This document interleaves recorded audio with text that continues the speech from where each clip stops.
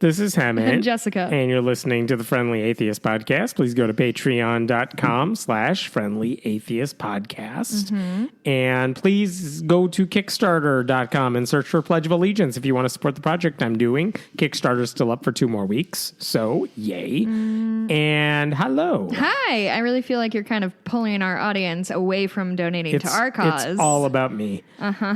There's so many things we got to talk about. Yeah, dude, this is a wild week. Do you want to talk about fun stuff or serious stuff? Let's start with fun stuff, man. Okay. Pete Buttigieg can't be president. Oh. And let me tell you why. Okay. There's many reasons why, according to the Christian right. But there are a new batch of reasons why he's not allowed to be. I would like Number to hear one, them. This one comes from a former Indiana lawmaker, elected lawmaker. His name is Dr. Don Boys. He now runs like one of those Christian right groups, what have you, and he writes articles for right-wing websites. Mm-hmm. He says Buttigieg can't be president because, quote, all homosexuals are aware that their lifespan is about 20 years less than for normal people. Oh my God, it kept getting worse. I know. So voters should know that a homosexual president may not live to finish his term. Where do you want to begin with those two sentences? Okay. I haven't even gotten into the bit about STDs yet. Is amazing. All homosexuals know, like inherently in their DNA, that they're going to die. That they're going to die. He said 20 years earlier? 20 years less than normal people.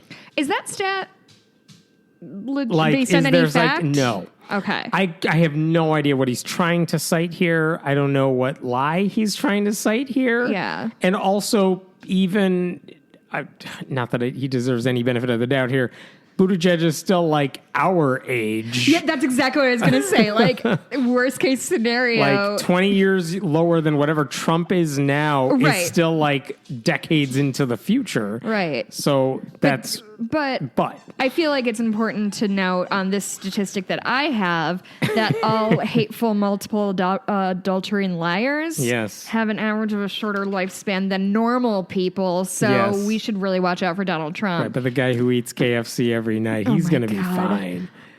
Wow. Okay. So wait, could just read the first sentence back to me one more time. All homosexuals are aware that their lifespan is about 20 years less than for normal people. Normal people is a lot for me to deal with right now, actually. Yeah. And so voters should know that a homosexual president may not live to finish his term. He went on to point out about 20% of homosexual men are infected with HIV.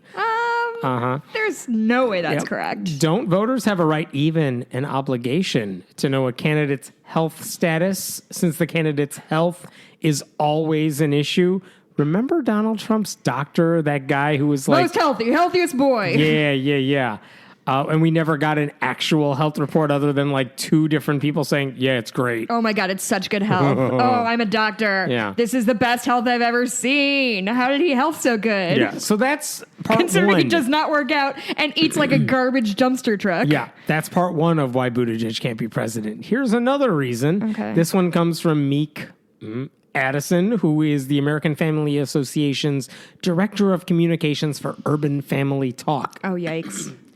Urban family talk is a phrase that raises a lot of red flags with me, actually. She's a black woman. Okay. They're not that many who work for the AFA, so they're going to make sure she's in front of a camera. And she said on the show Focus today that, did you know Mayor Pete is gay? Did. And here's what she says. Excuse me for what I am about to say. Oh, you know it's going to be This good. is the equivalent of a white dude saying, I'm not racist, but... Yeah. We're talking about a man who engages in violent sexual acts with a person he claims to love. Holy shit! Violent sexual... Not based on anything other than he's gay. Is she assuming that anal sex is necessarily violent? Is that what's happening? I assume that's what she meant, which makes me wonder, does she know what some straight couples do in the bedroom? Yeah. I don't know. And the person he claims to love, he's married. Oofa doofa, that's rough. I know they don't necessarily think like same-sex marriages are legitimate. But this is a new one where you're like, nah, you don't really even love that other person. Yeah. Holy shit. Yeah. So that's number 2. Oh, God, there's more? Oh, yeah. Brian Fisher, also for the American Family Association, because they're about Christianity and love. He said on his Focal Point show that Buttigieg shouldn't even be considered for the presidency because the idea that he can run as a candidate and therefore there's a possibility he could be president, that alone is a travesty. Here's what Fisher said. It's got to be unthinkable for us even to consider putting a homosexual in the White House as our next president. You cannot afford to put an unapologetic and unrepentant homosexual in the White House. You can't afford it? It would be bad for the country. And then he goes on to say homosexuality is a greater and more manifest threat to human health, even than injection drug abuse. Oh, yeah. Okay. Yep. And finally, wait, it gets better. Does it? Or does it get worse? Oh, Fisher said, the president ought to be a role model. And you can't have, I'm quoting here, I'm sorry, you can't have those who participate in, quote, sordid sexual conduct in that office. Like multiple adulterers who... Like paying hush money to a porn star. Yeah. And by the way, he anticipated that you would say such a thing. Oh, sure. He's always one step ahead of me, that sly fox. Yeah, Fisher said liberals who criticize President Trump for his adulteries have made, you're making Fisher's case for him because you're just showing that what a would-be president does in his private life does matter and is a valid concern for voters. So, checkmate. Wow, he really thought he pulled one over on us, didn't he? Mm-hmm. So he just invalidated his own point by attempting to invalidate ours. And the thing is, here's the thing. I don't necessarily think what a president does in their private time is always necessarily our business. Yeah, this is the point. I don't care what Donald Trump does in his private life. I don't care what he does with his sex life. I don't care who he's hurting. Like, that's between him and his family.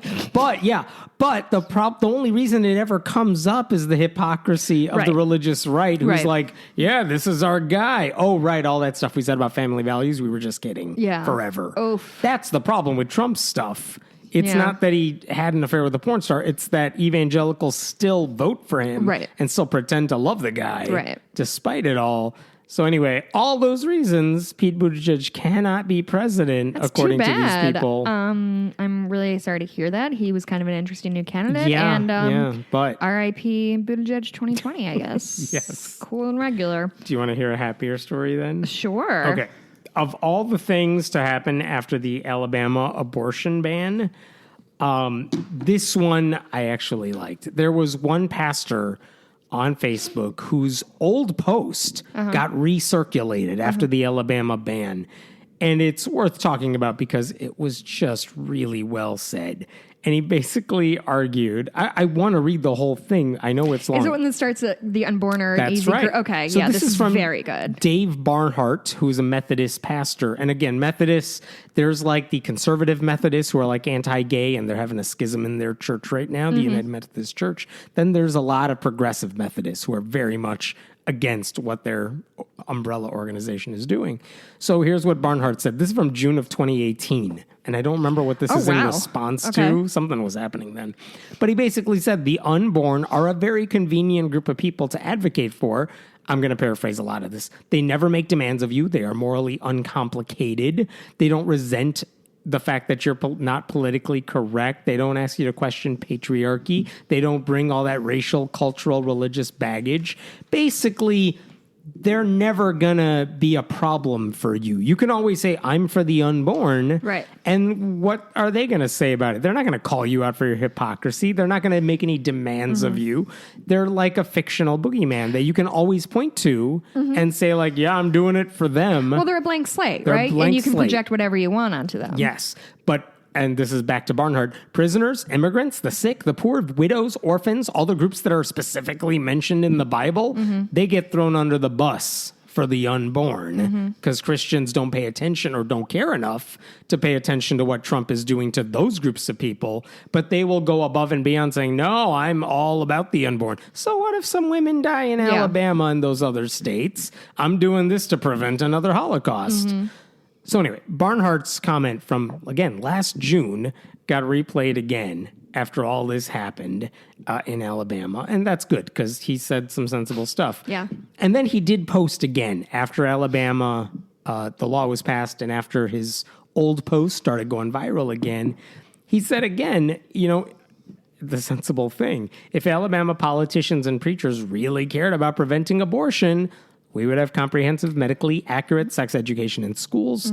This bill criminalizing abortion is about controlling sexual behavior and taking away bodily autonomy. So again, very smart words. And if you're going to look to change any of the minds of the conservative Christians who are pushing for this stuff, more power to a guy like this who's on the inside, who they'll say it anyway, but you can't argue this guy isn't Christian. Right. He is. He's a pastor. He's not making it up. They will dismiss him as not being a true Christian or whatever.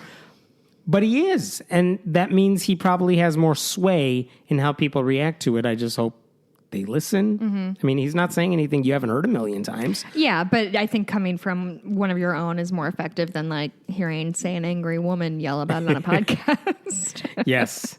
I think that's accurate. So anyway, I appreciate any time these pastors are saying any of this sensible stuff. Yeah. I've got actually a few stories that take place in the South. So you want to hang out down there with me? Do it. Alabama. So we talked last week about the about the episode of Arthur.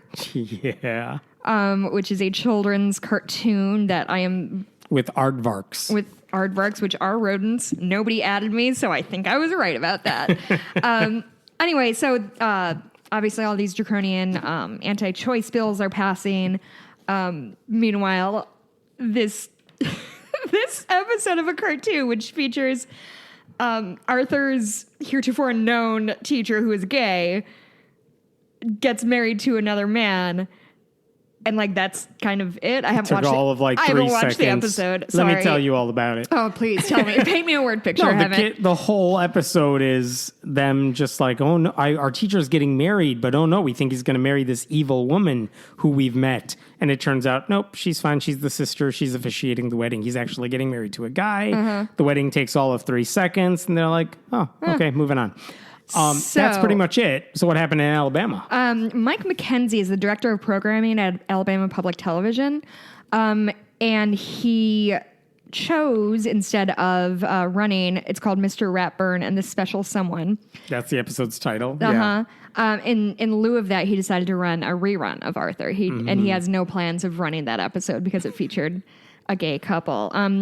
This has happened before, actually. In 2005, Buster is a bunny character who visited a girl, bunny character in Arthur, who visited a girl who had 2 mothers that also did not make it to the airwaves in Alabama.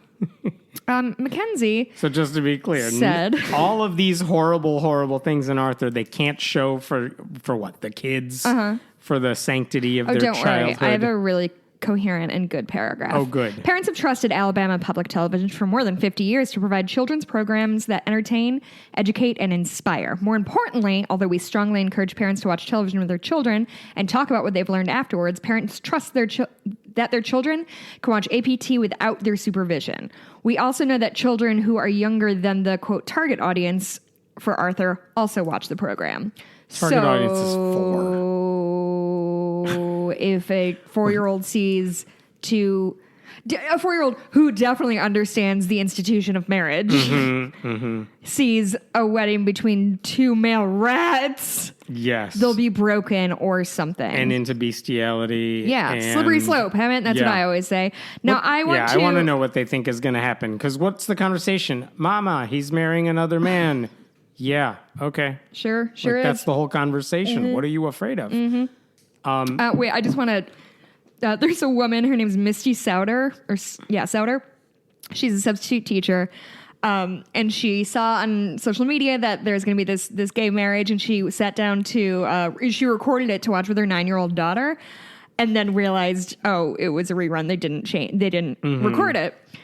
And Souter said, quote, "I just want her," being her daughter, "to be aware there's too much going on not to stand up for stuff, even if it's Arthur. I never thought I'd be going to battle for a gay rat wedding, but here we are." It's just the most self-aware thing I've heard in a minute. So an 11-year-old rape victim can be forced to have a baby in Alabama, but seeing a cartoon rat wedding for 3 seconds, that's a bridge too far. Oh, speaking of rape. Jesus. So it's I'm just going through all of my notes and I couldn't find the specific rape one I wanted to talk about. Don't worry, there'll be more, I'm sure. And I still haven't found it. Where Here, did you I got go? one for you. In Alabama, no, I lied. In Mississippi. Oh, yeah. In that was on my list, too. Doug McLeod is a Mississippi Republican state representative. He just signed their heartbeat bill, their anti-abortion heartbeat bill. Because he cares about humans. He does. He's deeply passionate about the preservation of life. Right. He actually wrote on his Facebook page when he first ran for office in 2011, "My Presbyterian faith and my wife's Catholic faith unite our strong Christian family values." So he's a good God-fearing man. Guess why he just got arrested? Is it for punching his wife in the fucking face? It is. Oh my God. And how did I why guess? did he punch her in the face? Because she was undressing too slowly because he wanted to have sex with her while he was drunk. That is about right. So it is quite a wild story. You said the whole story. His wife said to police he just snapped.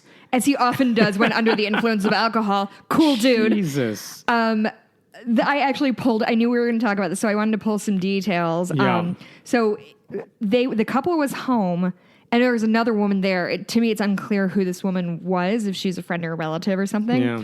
But this woman, after he cold-cocked his wife in the fucking nose, this woman locked the wife into a room. To protect her. From her wife-punching husband. And the McLeod was banging on the door. He said, "Open the door or he'd kill her fucking dog." So really cool, like regular guy. Yeah. It's really bad when other Republicans in the Mississippi legislature are like, yeah, that guy needs to resign. Yeah, people are calling for his resignation. House Speaker Philip Gunn, he wants him to resign if allegations are true, which there's like blood all over their bathroom and their bedroom. Like, I think they cracked the case on this one. Yeah. He's free on bail, so of course. No threat to any women with noses and faces. If he doesn't resign, he's probably going to get reelected because it's Mississippi. He's unopposed. And he's unopposed. So that's fun. Yeah. Back to my... Not even Republican primaried. Yeah. Just running unopposed. Yep. New Orleans. Yes. There is a man named William McDonough. He's a financial planner. He's been accused of rape by at least 3 women. He was out on bail for one of them, violated his court order by contacting one of his accusers 7 times in one night. Jesus. So this most recent time, he was brought up on charges. The judge released him on bail, even though he is a serial rapist. Is there a reason for that? No. Well, actually, let's dig into it. Has he not been charged with all these? After all these allegations? He's supposed to go to trial on June 3rd, I think. Orleans Parish Criminal District Court Judge Tracy Fleming's Davalier, I think. She called the latest developments that he was to be released with an ankle monitor troubling, but she declined to revoke the bail, but did raise it to $100,000, which he posted because he's a financial planner and he has the monies.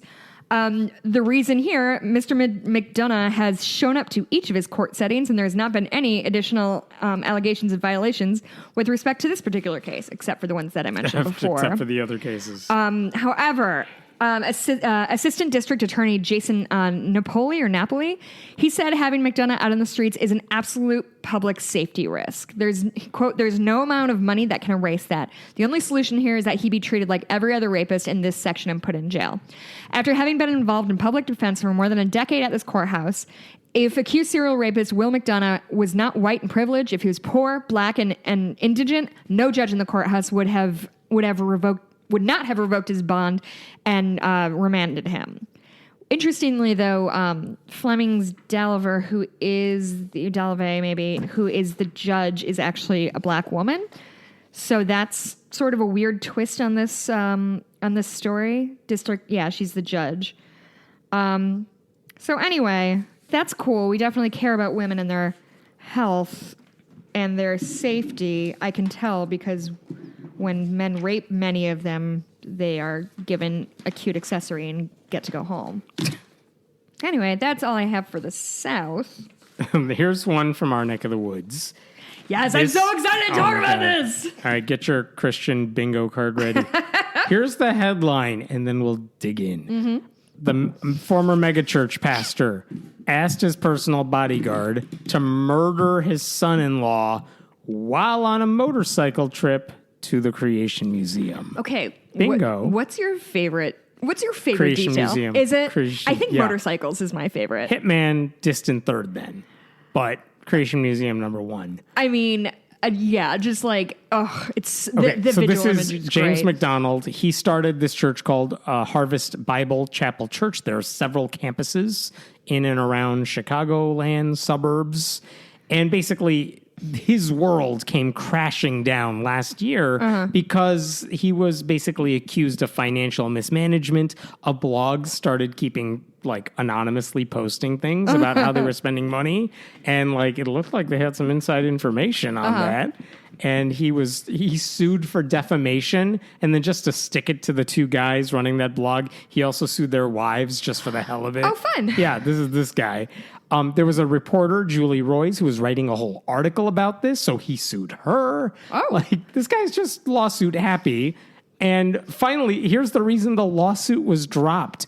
The church would have had to produce documents that would have been public for the discovery process. And they're like, we don't want to show you anything. Never mind. Everything's fine. Yeah, so that's why they dropped the lawsuit. And a lot of this happened because a shock jock in Chicago, Mancow Muller. Fucking Mancow. Used to be friends with this guy and heard a lot of crazy shit over the years. And he's like, yeah, this guy's not okay. He's been doing a lot. At one point, the pastor was like, hey, Mancow, you're a wealthy guy. Give us some money for the church.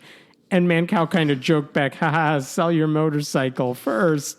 And the pastor was like, haha, no. So anyway, Mancow apparently didn't. Who is Mancow? The hero of don't this know. Story. He's very religious. But Mancow did an interview. If you grew up in the Chicagoland area, you know who Mancow is, and you understand how wild this is. But Mancow did an interview with this former bodyguard that recently aired. And this is a guy who was not just a bodyguard. He was a former deacon at the church, a former confidant of McDonald. Mm-hmm. And he said that in 2015, on their way to the Creation Museum, I think the story is McDonald suspected his son-in-law was cheating on McDonald's daughter. Mm-hmm. And one of the reasons this came up is because when they were stopping for some food during their motorcycle trip, the bodyguard sees James McDonald on his phone looking at porn. And he's like, dude, what are you doing? And McDonald's like, I think my son-in-law posted something about my daughter on here. Oh my God. That's how it goes. So bad. And here's my total conspiracy theory mind going here. It's like, oh no, they caught me. My daughter's on here. Oh yeah, it's really, I need you to kill my son-in-law. This is the least incriminating thing I can do at this moment, I guess. Yeah, exactly. But the thing is, he said this to him, and the bodyguard's like, you're joking, right? And the pastor was like, no. And then apparently he made the same overture to somebody else, like, I need you to kill my son-in-law. What would it take? Well, and there's just allegedly. Allegedly. I just like this bodyguard, quote of, are you asking me what I think you're asking me? Yes. And he said, because his background is a combat veteran, it shouldn't be too hard to kill Groves and get away with it. As one jokes. And maybe the best part of this article I read about it is you haven't read the Harry Potter books, have you? Of course I have. It's the one thing Wait, have you? Uh-huh. Okay, so when they go back, and I think Dumbledore's memories or something like that, and they're like reliving things, but then like things get kind of like blurry, and they voice over and try to change it, and so it's like, oh, can you do this thing for me? And no, it's not. Oh God, it's not Dumbledore. It doesn't matter who it is. It's been a long time since I've read it. It's been a hot second, but somebody asked him to like, I think, make a Horcrux or something. Okay, and they do this like weird like editing of his memories, and it's like, no, of course I would never do that. Please don't ask me again. Like to make himself sound innocent. That's what it sounds like, because it says like he asked him to do it.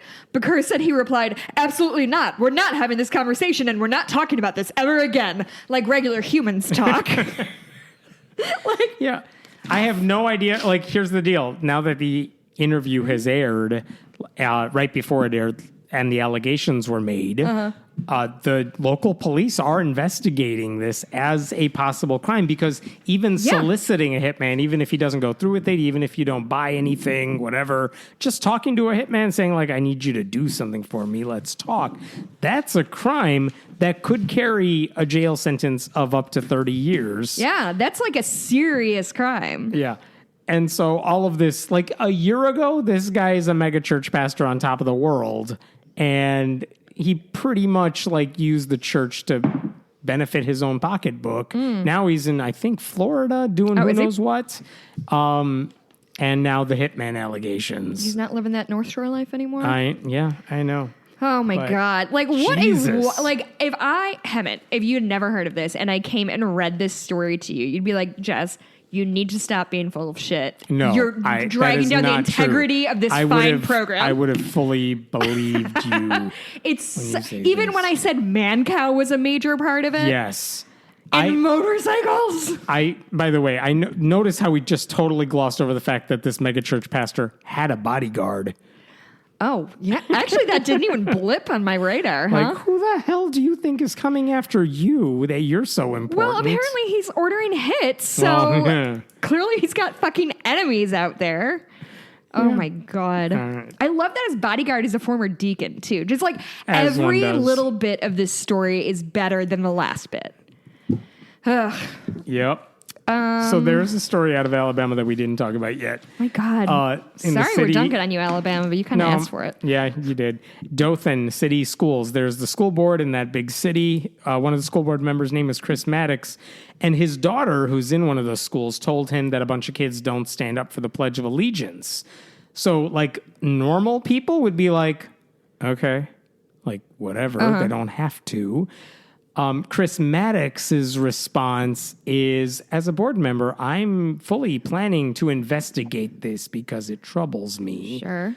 I don't know what he's going to investigate. Read the First Amendment. We're done with the investigation. So he's investigating that a child is sitting. I think so. He didn't specify, but he's apparently like, what? Are the kids not, is the teacher telling them not to? Are the kids choosing not to? What's going on here? What age is this? I think high school. Oh, but even if it's not, like, even if his kid's like in elementary school, it doesn't make a difference. He said, all of these things have bothered me lately. Oh, I'm sorry. He said he was disappointed because he also saw at a recent local recognition ceremony when they said the pledge, only a small percentage of people were standing up for the pledge in the national anthem. That's definitely the worst thing I've heard about this country this week. It's the worst thing in Alabama in a long time. Sure. He said, all of these things have bothered me lately about our students not having pride in their country, in their state, in their school specifically. I hope we can do something to change it because it's sad. His state, though? Has he? Yeah, I wonder. And then the superintendent, whose job should be, there's nothing to investigate, the students can do it, did not say that. She said she also planned to investigate the matter because it's certainly not something I agree with either. Yeah, I think we talked about this last week. I believe Alabama is really fighting for one of the top 3 or 4 spots on the best education system in the country. They are next to last. Oh, okay. Yep. So I got that exactly mixed up. Maybe they should focus in on that instead of what one kid is doing. And you know what? The irony in all this, Maddox's day job when he's not doing the school board stuff? Attorney. What? He knows how the law works, theoretically, but he's just applying none of his skills to this issue whatsoever. It's so impressive how they forget how laws work when it's convenient. This is a totally different thing, but I saw this for the past couple of days, and it's kind of funny how this has taken on a life of its own. Okay. There is a study that came out recently, and it's from a group called the Institute for Family Studies, and because they use the word family, you know their affiliation.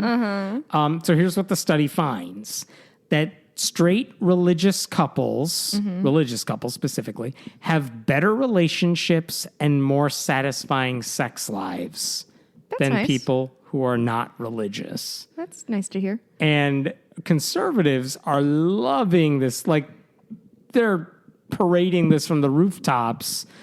In the New York Times, the two of the authors of the study said, happiest of all wives in America are religious conservatives. David French of the National Review said, the sexual revolution can often bring its own brand of unhappiness, including, ironically enough, sexlessness. Sexlessness, yes. Huh? That's cool. Yeah. But they're all basically saying, like, see, if you tell people what do you want in a marriage, if you want to be happy in your marriage, you need God. Then your sex lives will be better. I'm really curious to know who answered this, because was it any women? Yeah. So here's the questions that I have. Like, first of all, the percentage they said, women, they said 48% of women, of highly religious women in those marriages, said they are satisfied with their sex lives, compared to 32% of secular women whose husbands are secular. So just really quick, that's not a great number. It's not a great number. It's higher than the other ones.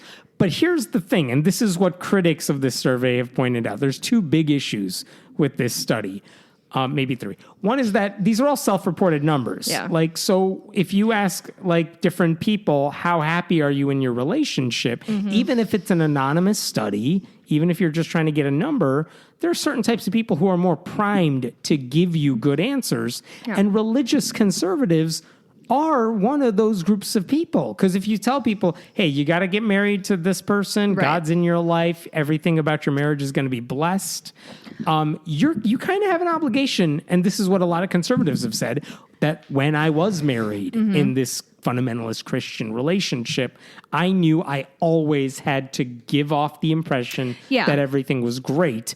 And I don't think secular couples necessarily have that pressure. No, I don't think so. If it's like, yeah, things are fine, or it's like, no, my partner did this or that. Right. Like, whatever. It's a normal relationship. There's nothing wrong with that. Mikey never complains about me. I'm a really good wife. But you can tell by my spotless house.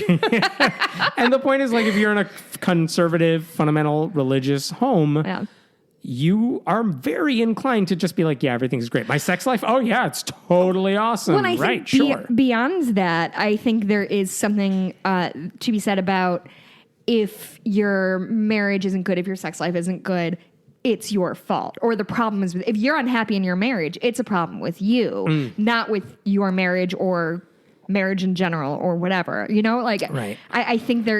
And I wouldn't know how to take a survey like this without just being self-reported. Yeah. But there is no objective way to gauge happiness. That's right. So it has to correct. Be self-reported. But again, this survey did not, they could have done everything on paper correctly, methodologically wise, whatever. Nailed it. Yeah. They could have done everything right, but when you're asking these self-reported numbers, there's a reason to think that these religious people might see something different. Chris Stroop, who is a ex-evangelical who's been really vocal about that online, he says, hey, it turns out that self-reporting religious conservatives lie, even if, in fairness, they may also be lying to themselves. Yeah. Like, that's exactly right. Well, and I think there's also an element of, if you've only ever had sex with one partner, you don't necessarily have a gauge of what good or bad sex is. Right. Because people who have like crazy, adventurous, wild sex lives may be like, that's all right. Yeah. It's fine. And people who are like, whatever, one position for life. Right. Like, yeah, this is the best. And it's not to say that like one of those is inherently better than the other, but like if you are married to a guy who only has sex a certain way, and because God wants you to be married, and you've never experienced anything else, you're like, well, I don't hate this, so I guess this is what great sex is. Right. I mean, again, even bad sex with someone you love, it's probably fine, like in a lot of ways. I think fine is a good word for it. Yeah. If you're like, But it's, you could very easily be in this bubble where you're like, yeah, this is amazing. Of course this is amazing. Why would you ask me that? So again, that's one problem with the study, which is they might have done a fair study. Yeah, I don't... But you shouldn't just accept these numbers at face value because there's more to the story. Yeah, I don't discount that, like... Yeah, actually that tracks, that people who are... like religious and are very into the like hierarchy of marriage will self-report being happy and satisfied with their sex life. That I don't mistrust that at all. What I mistrust is perspective and honesty. Yeah. And the other big issue with this study is who's conducting it. Because again, there's an issue. You may get funding from a group. It doesn't mean they necessarily changed how you ask the questions to make it biased. But again, you should always know where these studies are coming from. So there's two groups that really did the study. One is the Institute for Family Studies. It's a conservative think tank that has an anti-gay history. Right.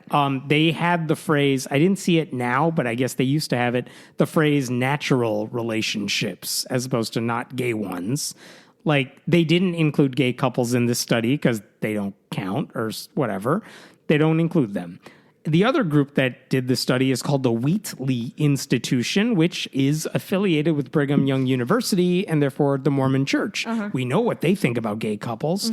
But again, you have these conservative/religious groups doing this survey, and oh, look, the results just happen to be that religious conservative couples are happy and have great sex lives. Again, I am not saying they did anything wrong with the study per se. Nothing was... No, they didn't make up the numbers, but you know what type of... I could have done the same survey. I would have gotten the same results, and it's not because they are necessarily happier. Right. It's because this is a weird question that really is biased in one... result. And I will say, full disclosure, if the shoe is on the other foot and we had a survey from American Atheist or whomever that was like, secular women are having much better sex, I'd be like, fuck yeah, we are. Like, I am not denying that I would be hella biased on this. You would do that. I would be like, wait, what did they ask? Yeah. By the way, every survey, if you look at Gallup, if you look at the Pew Research Center, which are pretty credible when it comes to this stuff, they always tell you, here's what we asked. Here's what the raw data told us. I was looking for that section in this study. I couldn't find it. They didn't say, this is exactly what we asked. This is what came before. This is what came after. Sure. Like, there was none of that methodology put in there. Again, it doesn't mean they did something that a like, quote unquote, good researcher would not have done. Right. But they didn't include that because, again, I don't think their fan base that they're going after here cares about the methodology. They care about results. Yeah. Parker Malloy, who's a fantastic writer from Chicago, said to David French, who was like, look at the study. She said, this is just sad, David. Using the Institute for Family Studies to prove your point is like if I cited a study from the Parker Malloy's mom Institute of Data Sciences to prove I was the greatest writer on the planet. So, yeah. One of my favorite things that's been happening on the internet, this is a sidebar, is I don't even know what the context is, but there's just a bunch of dudes on Twitter being like, in my experience, most heterosexual women merely tolerate sex and don't actually enjoy it. And just the response is like, imagine telling it on yourself like this. Like, imagine... What a cell phone. Imagine being so fucking whenever confident. I've been around women, they never like sex that much. It is like, dude. Like, do you really? But like, it's like I'm sweating. I'm so embarrassed for him. It's so bad. You say him like it's one guy, but it's been more than one. No, there's one I'm specifically thinking of. But like, yeah, no, it's so uncomfortable. Oh, that's great. Okay, I have... one other story here for you. This is in California. This is almost a happy story.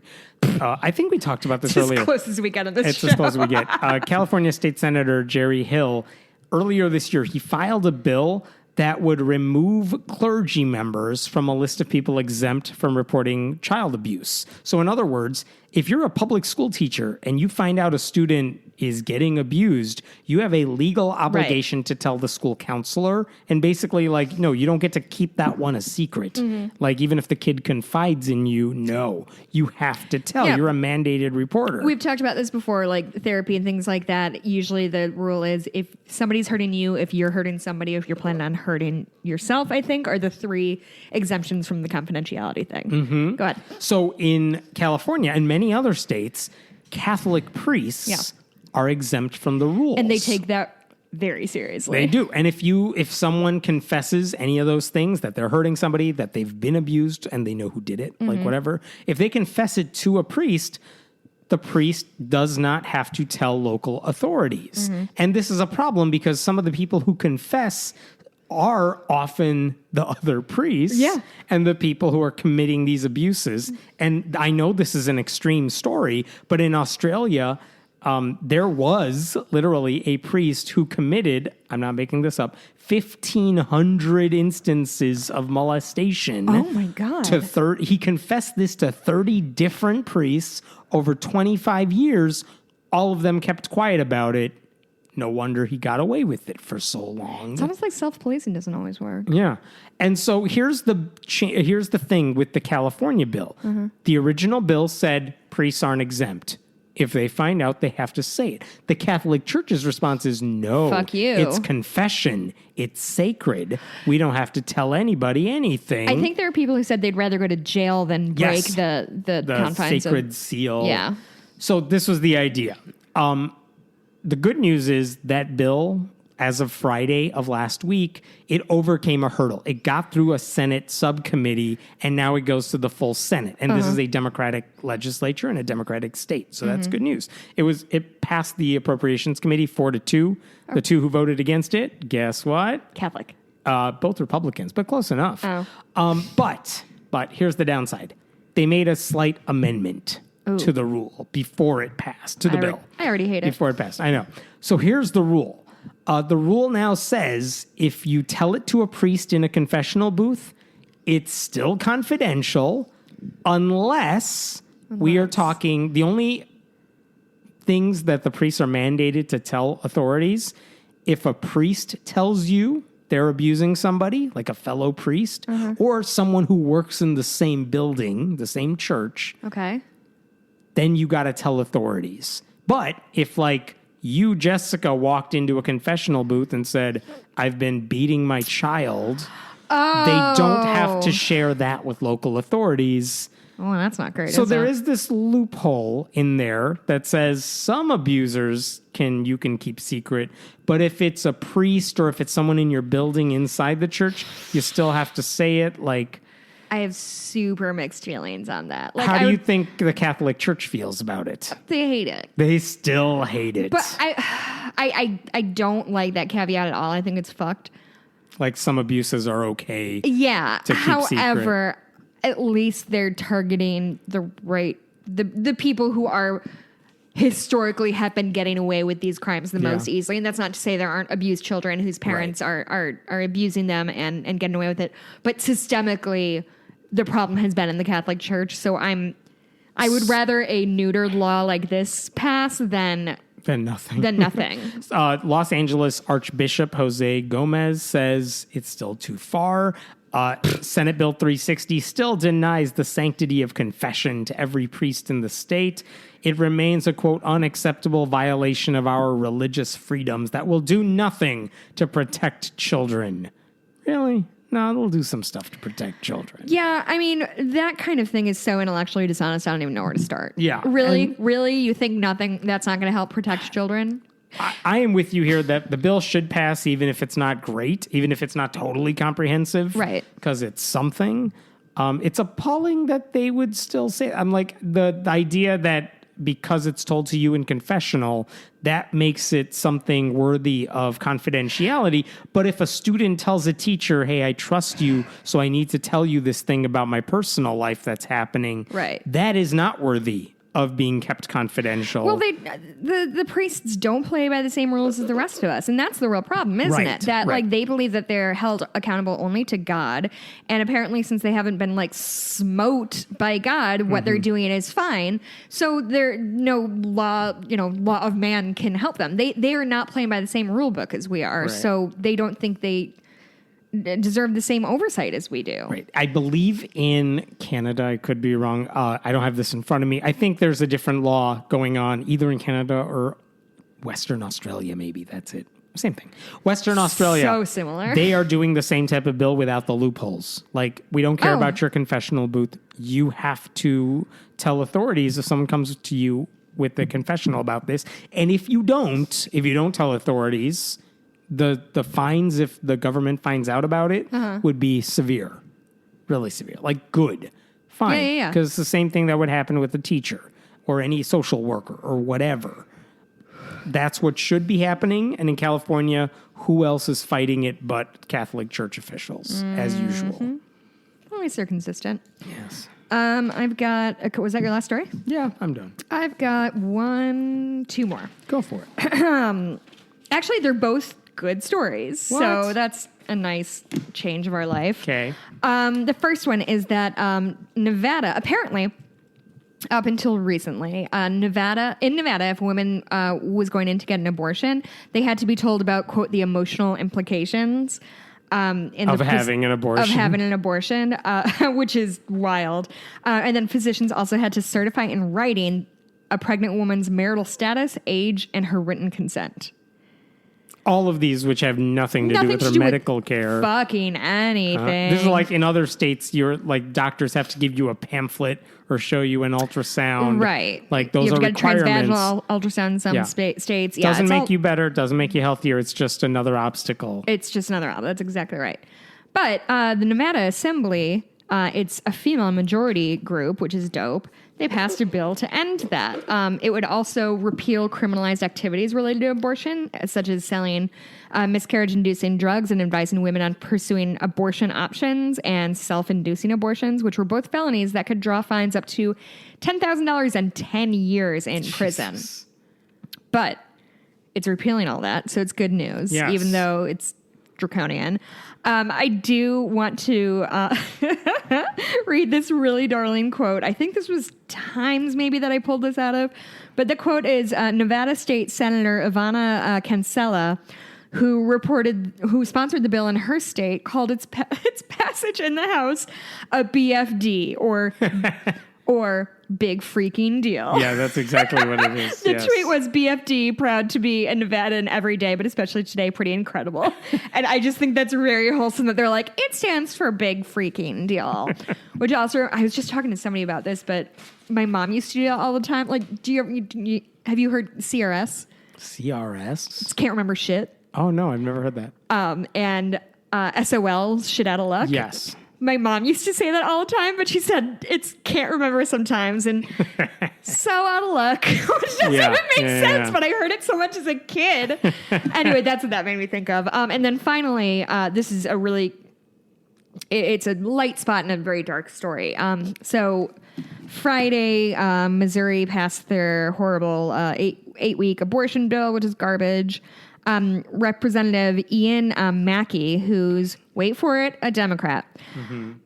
He said the following, quote, "This is nothing but an affront not to Roe v. Wade, but to what it stands for, the U.S. Constitution itself.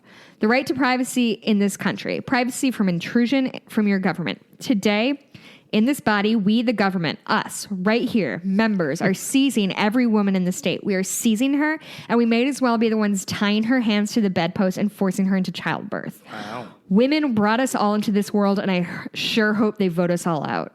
Wow. Isn't that great? I liked that guy. They won't, but they should. No, but I mean, that's what allyship looks like, by the way. Yeah. There was a right-wing... I got to find this now. There was a right-wing pastor that was it Brian Fisher? No.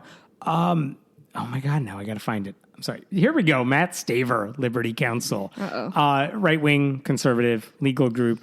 And he was saying in an interview today that he basically admitted the truth about all those heart bill bills, heartbeat bills that are going around. Like we got to wait 6 weeks until a fetal heartbeat.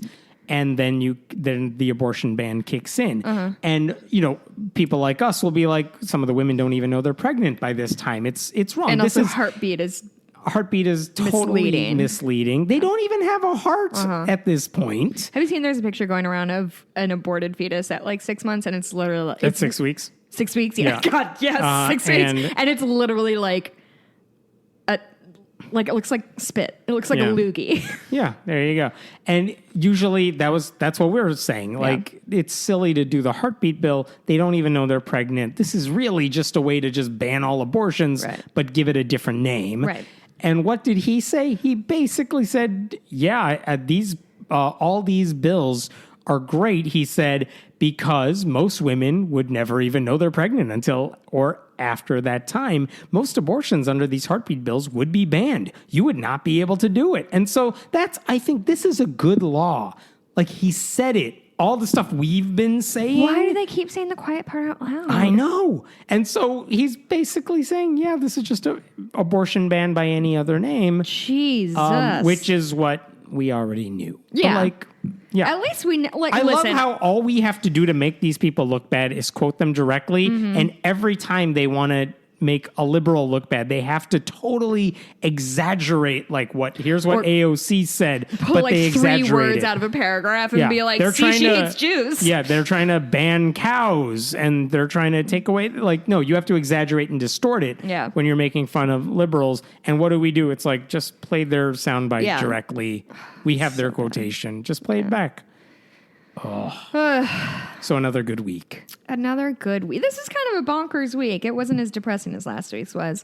It's Memorial Day weekend, bud. Hey, it is. What are you doing? I just found out it was Memorial Day weekend. Like when I told you just now? Like this morning. Well, you don't have a 9-to-5-er, so you haven't been quietly looking forward to this I found out they're month. like, you don't bring your kids to daycare on Monday. Yeah. I'm like, oh no. Why? I need to get rid of it every Monday. I will have already seen them for 2 days. So I got an extra day with them? So I take it y'all don't have big plans for the weekend? No, not on Monday. I was like, all right, we'll go out on Sunday. Oh, shit, I need to go out on Monday, too, somewhere? All right, that's a lot of baby time. Wow. You're Father of the Year. Haven't met a right here. It's a long time. Mikey and I are leaving. So we're recording on Thursday, partially because Mikey and I are leaving tomorrow afternoon for a road trip to Minneapolis. What's in Minneapolis to enjoy? The Twins. My husband is on this quest to see all of the ballparks in the U.S., and he's well on his way. Because I mentioned the road trip we're doing in the Northeast. Oh, by the way, we're looking at our schedule. I might not be able to do a meetup in New York. It might just be DC and Toronto that we have a night free to do it. I'm sorry. I'll be back to New York. My future sister-in-law's from New Jersey. I'll be around. But anyway, so we literally decided this week, should we do a road trip? And just looked at a map, what can we drive to this weekend? And we're going to go to Cleveland, but it's supposed to storm all weekend. So we're going to Minneapolis instead. Who are they playing? The White Sox, actually. Oh, hey, that works. So I'm a little torn because I guess I have to cheer for the Sox, right? I'm not a Sox fan, but I'm a Chicago Someone fan. has to. Yeah. Mikey's gone into a white, it doesn't matter. He bought a White Sox hat for this occasion. He's a fucking weirdo. Someone did. Anyway, Hammett, where can we find you online? I am at Hammett Meta. Go to patreon.com/friendlyatheistpodcast. Yep. For 2 more weeks. Go to Kickstarter, Pledge of Allegiance, and find the new podcast. I was working on it all day today. Oh, really? It's good. It's almost done. It is. I promise. Wait, it's almost done? It's almost done with me writing it and researching it. I was going to say. It's a lot of work. So I'm at 40 pages and counting. I saw that. I made it. You tried to throw something in a garbage thing, and I think it went in. It did go in. Also, I'm back on my... Listen, I know I gave you guys a lot of updates last year. I'm back on my co-rec softball league in Chicago. Last night, I went 3 for 3 with 3 RBIs. We did lose, but my offense was dope. Me and the bat I've had since I was 12 years old are really raking and win. I'm very proud of myself. Nice. We lost. Did I mention that? You did. That's a pretty important detail. We have not won a game yet. Okay. You can find me on Twitter at Blueberry, BLUEBURAE. If you're in Minneapolis and have a good breakfast place, we're staying near the ballpark. I'm looking for a good breakfast place. At Blueberry. At Blueberry. And we're going to some brewery at that night. Anyway, hey guys, you should share this with a friend. This is probably a good episode. We didn't swear that much. Yes. Rate it. All the stars. Go online. Then share it. People have been being nice on the reviews. Nobody said shit about me lately, which is kind of disappointing. But you know, do whatever. Rate us 5 stars and then say something mean about me. Yes. They'll tick all the boxes. Okay. We'll talk to you next week. Bye.